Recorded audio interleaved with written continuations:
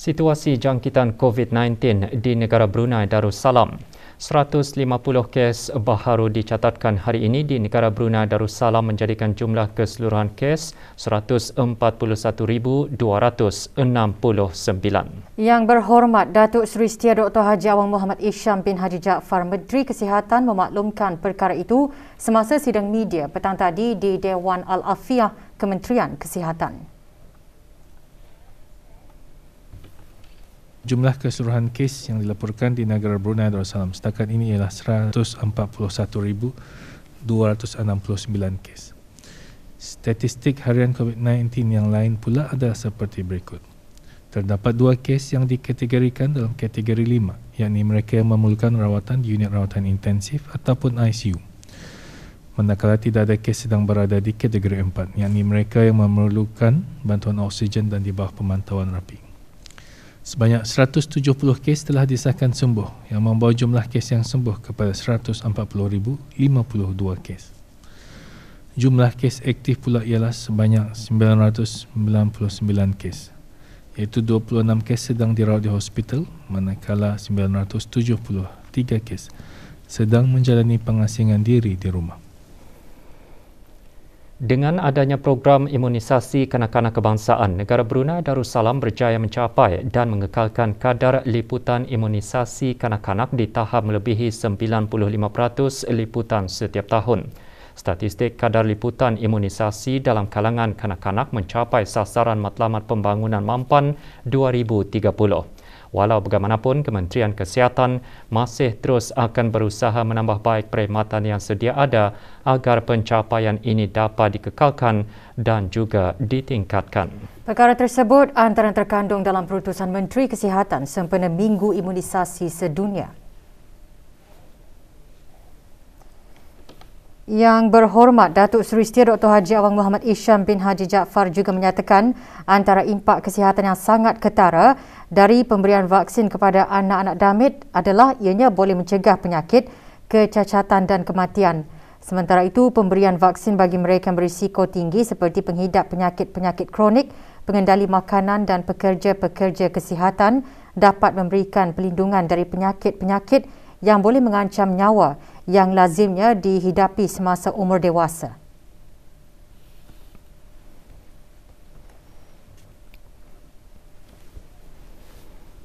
Dalam perutusan, Menteri Kesihatan juga menyatakan program imunisasi yang bersistematik adalah antara komponen yang sangat penting dalam penjagaan kesihatan yang harus diberikan kepada setiap individu dari sejak permulaan usia mereka semasa anak damit sehingga dewasa.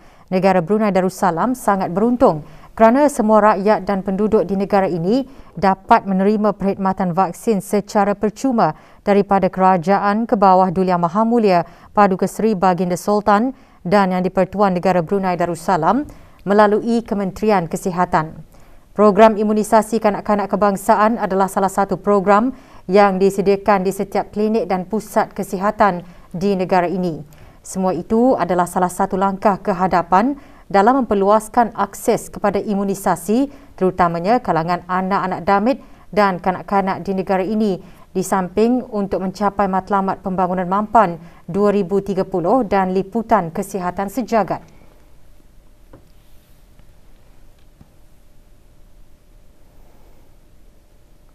Menteri Kesihatan juga mengongsikan atas komitmen berterusan kerajaan program imunisasi kanak-kanak kebangsaan khususnya di bawah program imunisasi bagi yang berisiko tinggi dan penjagaan kesihatan awam berjaya menjadikan negara Brunei Darussalam sebagai salah satu negara yang diisytiharkan bebas dari malaria pada tahun 1987, bebas dari polio pada tahun 2000, bebas dari campak pada tahun 2015 dan bebas dari rubella pada bulan November 2018. Dalam konteks COVID-19, rakyat dan penduduk negara Brunei Darussalam sangat beruntung kerana kerajaan melaksanakan program vaksinasi kebangsaan bagi COVID-19 secara berperingkat mengikut fasa-fasa yang digariskan dalam strategi vaksinasi negara Brunei Darussalam. Minggu Imunisasi Sedunia disambut setiap tahun pada 24 hingga 30 April. Tema sambutan tahun ini, kehidupan yang berpanjangan.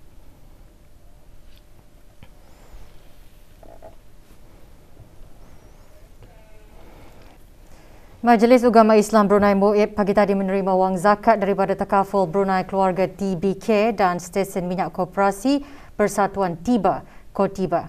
Majlis penyerahan wang zakat berlangsung di Kementerian Hal Ehwal Ugama.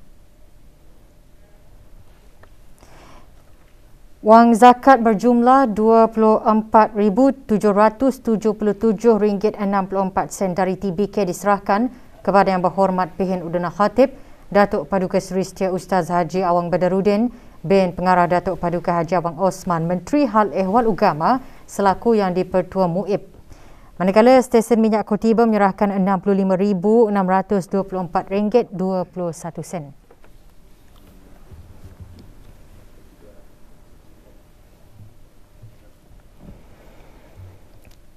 300 orang belia menyertai Majlis Khatam Al-Quran kumpulan belia masjid seluruh negara sempena terdarus Al-Quran di bulan Ramadan.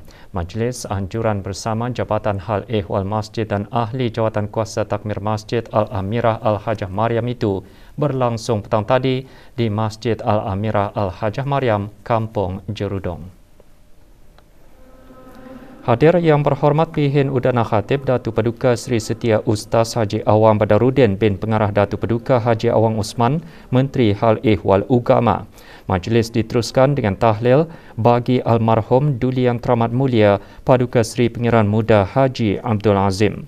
Juga diselajurkan penyerahan sumbangan daripada Easy Printing Sendirian Berhad bagi anak yatim, fakir miskin dan orang kurang berkemampuan dalam kalangan belia masjid senegara.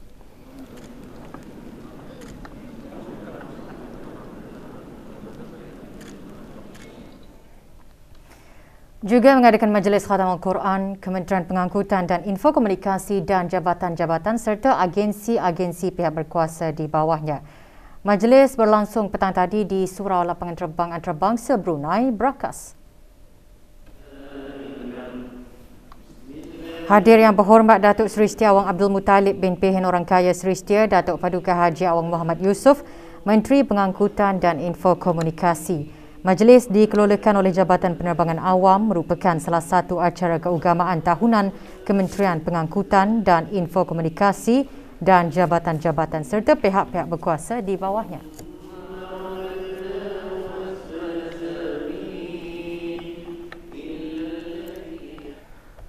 Sementara itu, lewat petang kemarin, Jawatan Kuasa Takmir Masjid Kampung Masin juga mengadakan Majlis Khatam Al-Quran sempena penutupan terdarus di masjid berkenaan. Hadir Pengiran Datu Seri Paduka Haji Bahrom bin Pengiran Haji Bahar, Timbalan Menteri Hal Ehwal Ugama. Majlis dimulakan dengan bacaan surah Al-Fatihah, diikuti bacaan takhtim dan diakhiri bacaan doa khatam serta Allah peliharakan Sultan. Majlis juga diselajurkan penyampaian derma kepada 35 orang anak yatim kawasan Kampung Masin dan Bebatik dan sumbangan wakaf.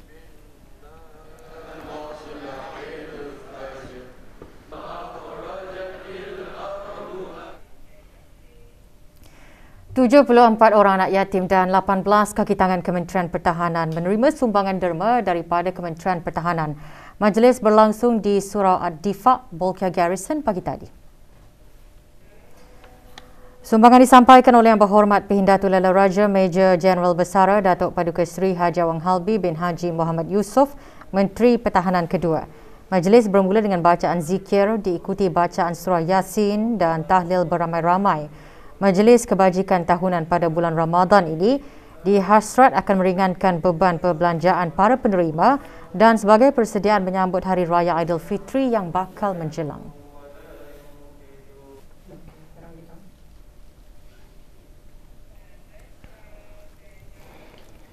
Kementerian Kesihatan dan jabatan-jabatan di bawahnya mengadakan majlis bertadarus dan penyerahan sumbangan wakaf Kementerian Kesihatan sempena bulan Ramadan di Masjid Kampung Serdang.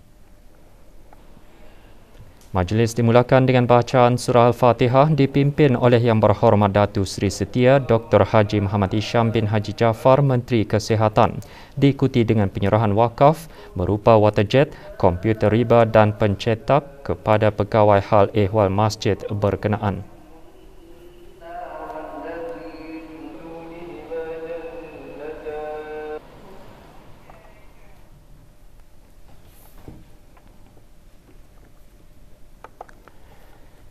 Kitab suci Al-Quran diturunkan sebagai panduan utama dalam memenuhi serta melengkapi kehidupan manusia sepanjang zaman. Dengan membaca Al-Quran, walaupun satu ayat dalam sehari akan memperolehi pahala daripada Allah Subhanahu Wa Taala.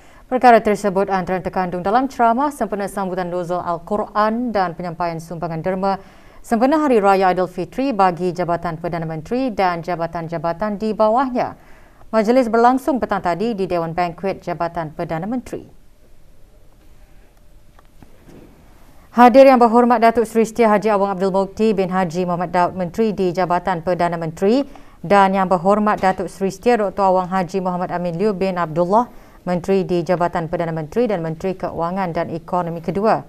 Ceramah bertajuk Al-Quran dan Perkhidmatan Awam dalam Era Industri Revolusi 4.0 juga menyentuh mengenai perkembangan teknologi yang pesat memudahkan manusia menguruskan kehidupan termasuk membaca Al-Quran.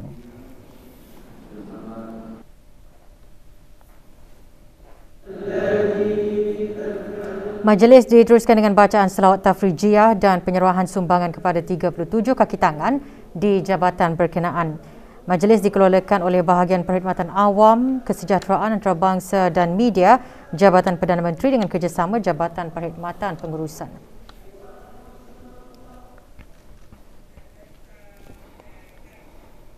Sementara itu, sempena sambutan nuzul Al-Quran, warga Universiti Brunei Darussalam UBD pagi tadi juga mengadakan majlis khatam Al-Quran dan penyampaian derma.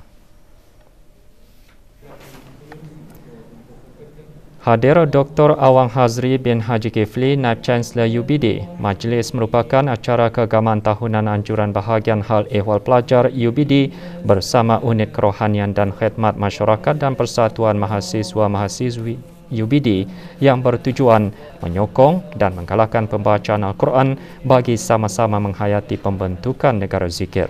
Juga diselajurkan penyampaian derma anak-anak yatim, balu dan mu'alaf warga UBD.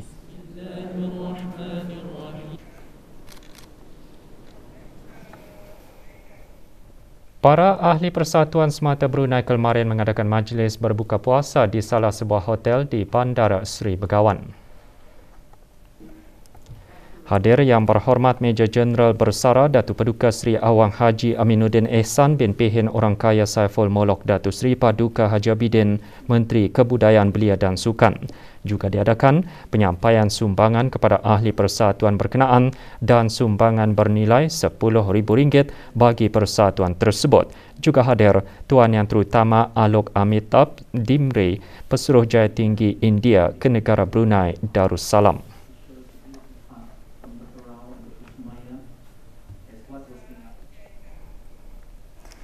Negara Brunei Darussalam diberikan penghormatan dan peluang untuk turut serta dan mengongsikan usaha-usaha ke arah menangani isu air. Di samping mempelajari menerusi perkongsian maklumat dan pengalaman bersama negara-negara sahabat semasa sidang kemuncak air Asia Pasifik kali keempat yang diadakan baru-baru ini di Bandar Kumamoto, Jepun.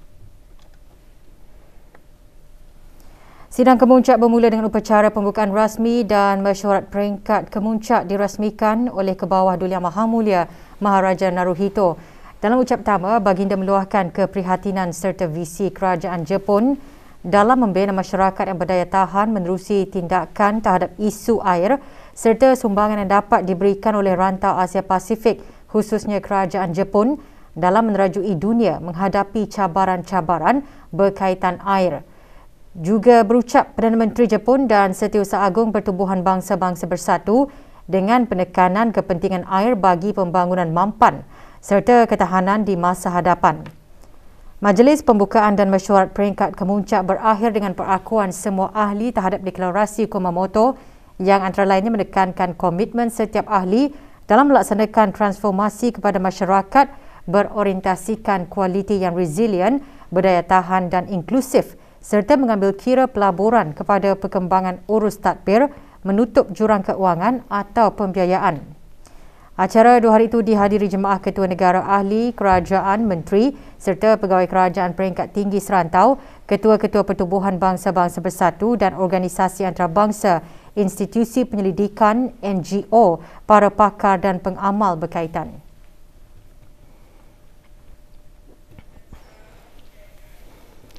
Majlis penutupan program Al-Quran for Life edisi Surah Al-Kahfi yang berlangsung selama 4 hari diadakan pagi tadi. Program diukayahkan oleh Badan Sukarelawan Belia DAI di bawah naungan Urus Setia Program Keagamaan Belia Kementerian Hal Ehwal Ugama. Awang Haji Abdul Rajid bin Haji Muhammad Saleh, Pengarah Pusat Dakwah Islamiah, dalam ucapannya berkata, program seumpama itu akan dapat melahirkan generasi celik Al-Quran.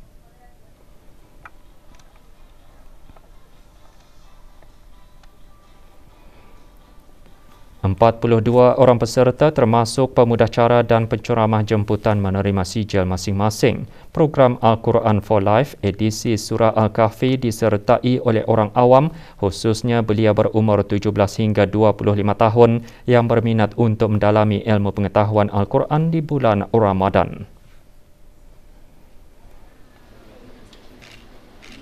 Dengan mengikuti program ini, kami macam tadabbur dan kami tahu kisah-kisah terdapat dari dalam Quran. Pengalaman yang agak luar biasa lah pasal kami ada pergi ke Lapau untuk membuat aktiviti membaca Quran. Aktiviti itu tujuannya untuk macam mendakwah. Orang ramai melihat kami, so orang macam tertarik juga untuk mengikuti aktiviti yang kami buat itu, yang membaca Quran, tadabbur Quran itu. Puasa adalah wajib dilakukan bagi setiap orang Islam yang baligh, berakal, tiada keuzuran dan tidak bermusafir pada bulan Ramadan. Kanak-kanak juga tidak ketinggalan turut berpuasa di bulan yang mulia ini. Adalah menjadi kewajipan dan tanggungjawab ibu bapa dalam mendidik anak-anak mereka yang masih kecil untuk mengerjakan ibadah puasa. Salah satu syarat wajib puasa itu ialah baligh. Kanak-kanak yang sudah mencapai umur baligh adalah diwajibkan ke atasnya puasa Ramadan. Sementara kanak-kanak yang belum mencapai umur baligh tidak diwajibkan ke atasnya puasa Ramadan dan tidak diwajibkan qada.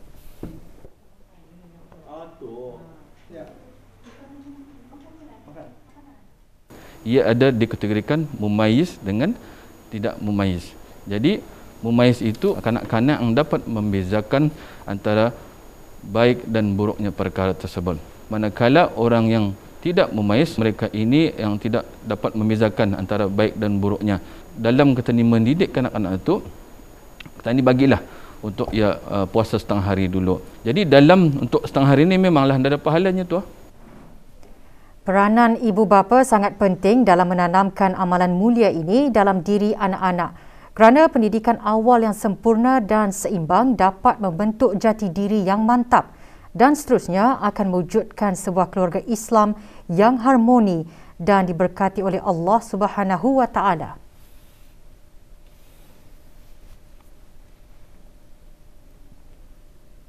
Kami suami isteri, kami ingin mengajar orang secara membagi ganjaran, tetapi kami selalu menceritakan tentang fadilat-fadilat ataupun kebaikan-kebaikan dalam berpuasa. Sekiranya diorang macam mampu untuk membuat sampai ke patang, diteruskanlah sampai ke patang. Kita sekiranya kalau sudah sampai ke patang itu, Tani mesti juga bagi kata-kata semangatlah. Setiap kali tibanya Ramadan, bukan sahaja ibu bapa, kanak-kanak juga turut teruja merasai sendiri nikmat berpuasa. Sebuah puasa. Kalau saya terasa lapar, saya mengaji, saya membuat homework. Masa ni aku puasa sehari penuh. Siok puasa. Sambil itu saya buat kerja sekolah. Yang mendorong saya belajar berpuasa, bapa sama mami saya. Diorang selalu ingatkan saya untuk berpuasa.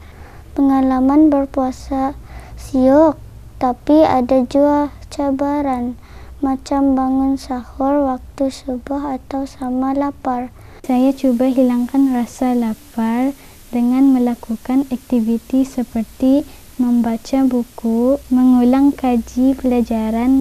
Sebelum sungkai, saya selalu mendengani mami di dapur untuk siapkan sungkaian. Biasanya saya bangun awal untuk bangun sahur jam 4 pagi. Kami kena ajar untuk menahan diri dari makan dan minum. 100 set meja dan 86 kerusi disumbangkan oleh sebuah syarikat tempatan bagi kegunaan kanak-kanak sekolah di Kampung Labi, Kampung Merangking, Kampung Sukang dan Kampung Melilas di daerah Blaid. Sumbangan dari syarikat Masyur Group disampaikan oleh Persatuan Pembela menerusi projek Tolabul Ilmi dan projek Marhabah Ihsan yang diadakan selama 3 hari. Sementara itu, kumpulan amal jariah menyerahkan sumbangan 500 karton air mineral. Kesemua sumbangan disampaikan melalui Persatuan Pembela. Projek tahunan Pembela dilaksanakan dengan kerjasama Kementerian Kebudayaan Belia dan Sukan, Batalion Ketiga Angkatan Bersenjata di Raja Brunei dan Jabatan Daerah Blaid. Siri Kongres Antarabangsa Bahasa Sastra dan Budaya Melayu sempena Bulan Bahasa Anjuran Dewan Bahasa dan Pustaka Brunei melalui bahagian pembinaan dan pengembangan bahasa secara maya diteruskan minggu ini dengan siri pembentangan ke-9. Lebih 110 orang menyertai siri kongres tersebut, antaranya Awang Suib bin Haji Abdul Wahab, pemangku pengarah DBP Brunei. Ucap pertama sastra bertajuk Feminisme dalam Perkembangan Kesusastraan Melayu disampaikan oleh Dayang Haji Aminah binti Haji Momin, mantan pengarah Dewan Bahasa dan Pustaka. Beliau antara lain menghuraikan fokus utama imej wanita serta watak-watak wanita dalam novel-novel yang ditulis dan digambarkan oleh penulis lelaki Melayu dan beragama Islam. Pembentangan juga mengupas kedudukan wanita yang dilihat dari perspektif agama Islam yang memandang tinggi martabat kaum wanita. Memang satu kisah yang benar. Apakah orang Kempen sumbangan Ramadan bagi 12 anak yatim dan 8 buah keluarga terpilih dari kawasan Pekan Muara dan Kampung Serasa dianjurkan selama 2 hari baru-baru ini oleh Heng Yi Industri Sendirian Berhad, Heng Yi. Sejumlah RM7,600 disumbangkan oleh kaki tangan Heng Yi termasuk kit-kit perlindungan seperti sungkup muka, cecair pembasmi kuman dan ART kit. Kempen merupakan sebahagian dari inisiatif tanggungjawab sosial korporat Heng Yi dalam menghulurkan bantuan dan mengurangkan bebanan kepada mereka yang memerlukan semasa bulan mulia ini dan sambutan Aidilfitri nanti.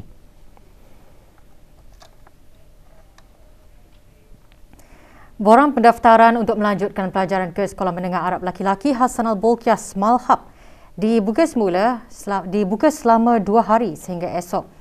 Borang boleh diperoleh dari pukul 8.30 pagi hingga 12.30 hari di Blok B Sekolah Menengah Arab Laki-Laki Hassanal Bolkiah.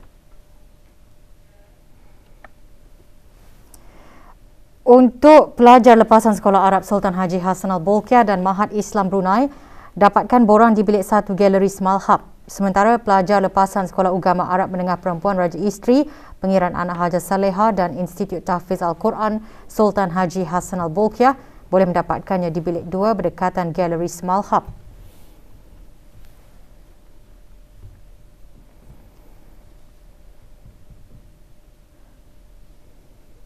Borang boleh diperoleh dengan harga RM2.50 dan dikembalikan pada hari-hari bekerja tidak lewat hari Sabtu 30 April 2022 sebelum pukul 12.30 hari. Hanya seorang wakil dibenarkan untuk mengambil borang pendaftaran sama ada pelajar, ibu bapa atau penjaga.